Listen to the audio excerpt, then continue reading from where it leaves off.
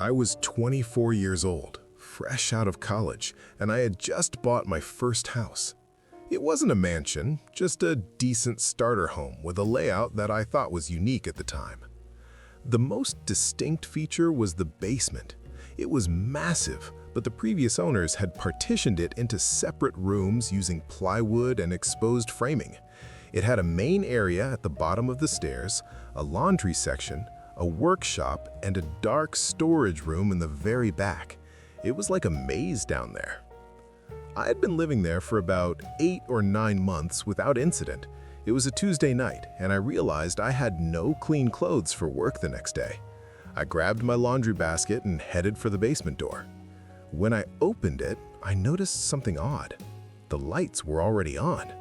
The yellow, incandescent bulbs were buzzing faintly.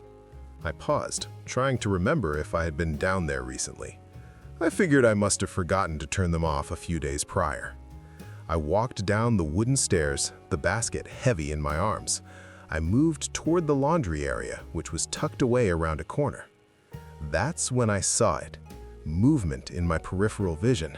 I turned my head instinctively toward the workshop area. There was a folding table set up in the corner. Crouched behind it, peering over the top, was a man. He looked filthy, like he had crawled out of a sewer. His hair was matted and his eyes were wide, locked onto mine. For a second, my brain refused to process it. I thought it was a hallucination. But then he stood up. He didn't run toward me. Instead, he bolted further back into the basement, disappearing into the dark storage rooms. Panic hit me like a truck. I dropped the basket and started backing toward the stairs. But before I could reach them, the basement plunged into total darkness. He had cut the lights. The silence was sudden and heavy. I was standing in pitch-black darkness in my own home, knowing a stranger was down there with me. I didn't have my phone. I had left it upstairs. I tried to move toward where I remembered the stairs were, but I tripped over something and hit the concrete floor hard. Then I heard it. Screaming. But it wasn't me. It was him. From the back of the basement, a guttural, terrifying scream erupted, going off the plywood walls. It sounded deranged, inhuman. I scrambled to my feet, disoriented, guiding myself by touch along the wall. I could hear his footsteps now, heavy, slapping against the concrete, getting closer. He was hunting me in the dark. I felt the wooden banister of the stairs. I grabbed it and lunged upward, but just as my foot hit the first step, a hand clamped around my ankle. The grip was impossibly strong. I screamed as I was yanked backward, my chin hitting the stairs. He was dragging me back down into the darkness. I kicked wildly, my heel connecting with something solid, his face, I think. His grip loosened just enough for me to scramble free. I clawed my way up the stairs on all fours, adrenaline pumping through my veins. I burst through the door into the kitchen and slammed it shut, pressing my entire body weight against it. There was no lock. A second later, a massive impact shook the door. He had thrown himself against it from the other side. The door cracked open an inch, and I pushed back with everything I had, screaming for him to go away. He slammed against it again and again. Then, silence.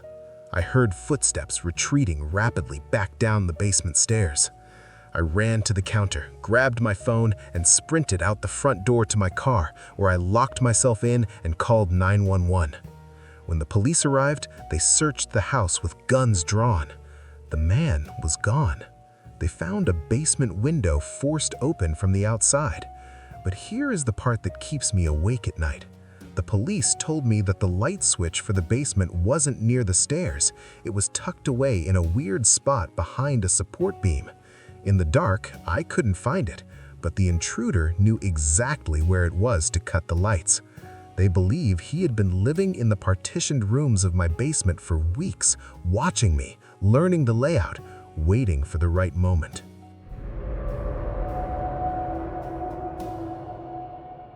My name is Evan.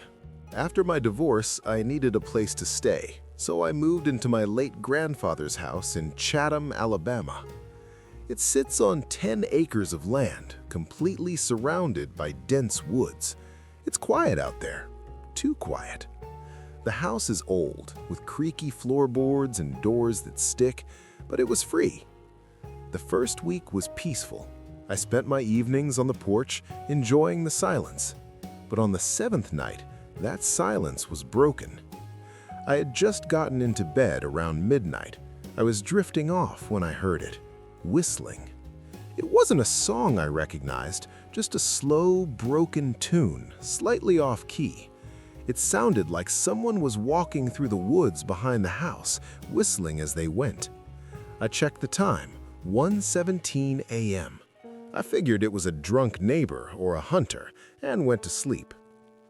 The next night, at exactly 1:17 a.m., it happened again. Same tune, but this time it was louder, closer. I got up, turned on the porch light, and looked out. Nothing but darkness and trees. I grabbed a flashlight and checked the yard. No tracks, no one there. This continued for nights. Every night at 1:17 a.m., it became clockwork. One night, I heard it right outside the shed. The next, it was on the front porch. 3 long, slow whistles, then silence. It felt like a game, like they were testing boundaries. I called the local sheriff's department. An old deputy came out, and when I told him what was happening, his face went pale. He told me, word for word, your grandfather used to call us about the same thing, whistling late at night, always in the spring. We never found anyone. That shook me. I started digging through my grandfather's old journals in the attic. I found entries detailing the same thing. He wrote that he felt watched, that he'd sit up with a shotgun. He noted that it only happened when he was alone in the house. That night, I didn't go to bed. I sat on the living room couch with a shotgun across my lap, waiting. 1:15 a.m. passed, then 1:16. At 1:17 a.m., the whistling started, but it didn't come from outside. It was coming from the hallway, inside the house. The hallway light was off. I could hear the slow, deliberate tune moving closer, step by step on the creaky floorboards. I stood up, aimed the shotgun at the dark opening of the hall, and shouted, "Who's there?" The whistling stopped instantly. I flipped the light switch. The hallway was empty. I didn't sleep for 2 days. On the 3rd night, I was exhausted. I went to bed, leaving the hallway light on. At 1:17 a.m., I woke up to a new sound. Not whistling, knocking. 3 slow, distinct knocks coming from inside the house, near the back door. Then the sound of a floorboard creaking in the hallway. Suddenly, the hallway light clicked off. I grabbed the shotgun, my hands shaking so hard I could barely hold it. I stepped out of the bedroom. At the end of the dark hallway, standing perfectly still, was a figure, dressed in all black, pale face, just watching me. I screamed, "Don't move!" The figure didn't move. It just slowly turned and then bolted. It didn't run like a normal person. It moved with terrifying speed, darting out of the hallway and out the front door. I ran after him and fired a shot into the dark yard, screaming for him not to come back. I spent the rest of the night in my truck, locked with the engine running. The next morning, the deputy came back. We found the front door unlocked. The intruder had a key. They had likely possessed a key for years, since my grandfather's time. I changed the locks that day, but I couldn't stay there. I moved out within the week. To this day, I don't know who it was or why they tormented my family for decades.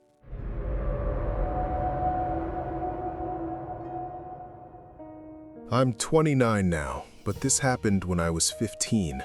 It was my first real babysitting job for a family friends, Mark and Diane. They lived in a nice, quiet, suburban neighborhood, the kind of place where people leave their doors unlocked during the day. They had a 5-year-old son named Charlie. The evening started normally. We played video games, ate mac and cheese, and around 8:30 p.m. it was time for bed. Charlie's room was on the 2nd floor at the end of a long hallway. I tucked him in, turned on his nightlight, and went to the guest room down the hall to watch TV. About 40 minutes later, I heard soft footsteps. Charlie was standing in the doorway, rubbing his eyes. He looked terrified. He whispered, "Chris, there's something in my closet." I did what any babysitter would do. I walked him back to his room, turned on the big light, and checked the closet. It was small, with sliding doors. I slid them open, pushed the clothes aside, and showed him it was empty. He seemed relieved, so I tucked him back in. 15 minutes later, he was back. This time he was shaking. "Chris, the closet door moved." I was getting a little annoyed, thinking he was just trying to stay up late. I walked back to his room. Sure enough, the closet door was slid open about 6 inches. I knew I had closed it. A cold feeling settled in my stomach, but I told myself it was just an old house with uneven floors. I slid the door shut forcefully, making sure it latched, and told Charlie to go to sleep.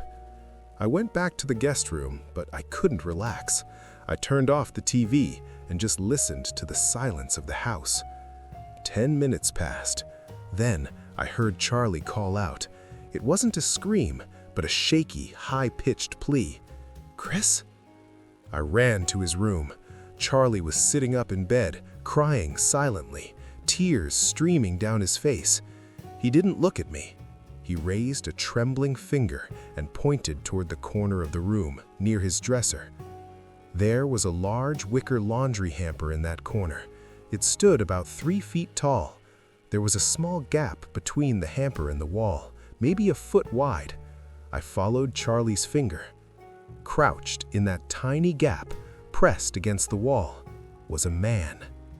He was curled up into a ball, trying to make himself as small as possible. He was wearing dark clothes, but what made my blood freeze were his eyes. He wasn't looking at the floor. He was looking directly at me, his face partially hidden by the hamper, just staring with this intense, unblinking gaze. He had been in the room the entire time. When I checked the closet, he must have slipped out and hidden behind the hamper while my back was turned. I didn't say a word. My body moved on instinct. I grabbed Charlie out of his bed, lifted him into my arms, and backed out of the room, never taking my eyes off the corner. The man didn't move. He just watched us leave. I sprinted down the hallway, into the guest room, and locked the door. I called 911, whispering that there was an intruder in the house. While I was on the phone, I heard the footsteps, slow, heavy creaks coming down the hallway. They stopped right outside the guest room door. Then the doorknob slowly twisted. We stayed huddled in the corner until we heard the sirens. When the police cleared the house, the man was gone. They found the back door wide open, but they found something else in Charlie's room, a knife sitting on the floor right where the man had been crouching. He had been waiting for us to fall asleep.